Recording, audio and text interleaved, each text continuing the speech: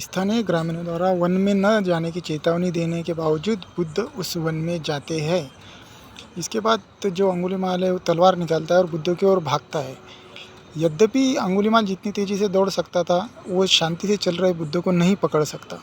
इस पर यह कहा जाता है कि बुद्ध ने कोई सिद्धि का या किसी जादू का उपयोग किया था, जिसके कारण पृथ्वी संकुचन पाती थी और आकुचन पाती थी, जिसके चलते अंगुलीमाल उन्हें पकड़ने में असक्षम हुआ था।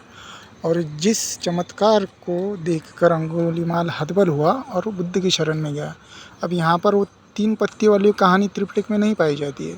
इसके ऊपर अंगुलीमाल स्पष्टीकरण मांगता है बुद्ध से। तो बुद्ध कहते हैं कि मैं तो ठहरा हुआ हूँ, तुम ही ठहर जाओ। और आगे जाकर अपने उपदेशों के द्वारा अंगुलीमाल का हृदय परिवर्तन करते हैं तथाकथित रूप से। मगर वो उपदेश कौन से है ये त्रिपिटक में या धम्मपद में कहीं भी नहीं लिखा। वहाँ सिर्फ एक फर्जी कहानी लिखी हुई है, जिसके चलते बुद्ध कोई चमत्कार दिखाते हैं, जिससे हतबल होकर अंगुलीमाल बुद्ध की शरण में जाता है। और जो दूसरी कहानी सुनाई जाती है वो 4 पत्तों वाली, जो बुद्ध कहते हैं कि अंगुलीमाल को जा 10 पत्ते तोड़ कर ला और उसे वापस जोड़ दे। तो अंगुलीमाल कहता है कि ये संभव नहीं होता कि कोई पत्ता तोड़ा जाए तो वापस जुड़ता नहीं।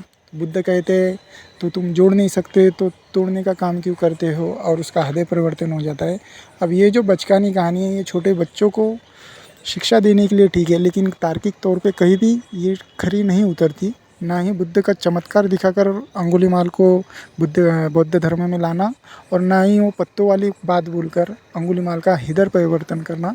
ये दोनों के दोनों बातें तार्किक तौर पे झूठी साबित होती है, जिससे ये पूरी तरह साबित होता है कि बौद्ध धर्म की जो कहानी है अंगुलीमाल वाली, ये बिल्कुल ही फर्जी कहानी है। और ये बाद में सिर्फ बुद्ध की महानता बताने के लिए गढ़ी गई। वास्तव में देखेंगे तो यहाँ पर रुकी हुई यूक्रेन में, इज़राइल में, गाज़ा में युद्ध शुरू हुए तो अपने भिक्षु लोग जाए वहाँ और उन्हें पत्ते वाली कहानी सुनाकर उनका हृदय परिवर्तन करें। क्या उनका हृदय परिवर्तन होगा? ये संभव है? नहीं है। ये भी जानते हैं कि ये बात संभव नहीं है। ये सिर्फ एक कहानी गढ़ी गई कि बुद्ध को महान किस तरह बताया जाए कि एक डाकू का उन्होंने हृदय परिवर्तन कराया। लेकिन जो ये कहानी लिखने वाला है वो भूल गया कि उसके फेवर में कुछ सॉलिड तर्क देना चाहिए था। इन्होंने ये ऐसे कमज़ोर तर्क दिए जो कहीं भी नहीं ठहरते। वास्तव में एक पूरी की पूरी कहानी एक फर्जी कहानी है और झूठी कहानी गढ़ी गई। ना ही बुद्ध के चमत्कार से प्रभावित होकर कोई अंगुलीमाल बुद्ध की शरण में आया, ना ही वो 3 पत्ते वाली कहानी सुनकर उससे प्रभावित होकर कोई अंगुलीमाल बुद्ध की शरण में आया। ये बुद्धिस्टों द्वारा गढ़ी गई है, एक सिर्फ कोरी कल्पना है। और ये भी कहानी कहाँ मिलती है आपको? जातक कथाओं में, जहाँ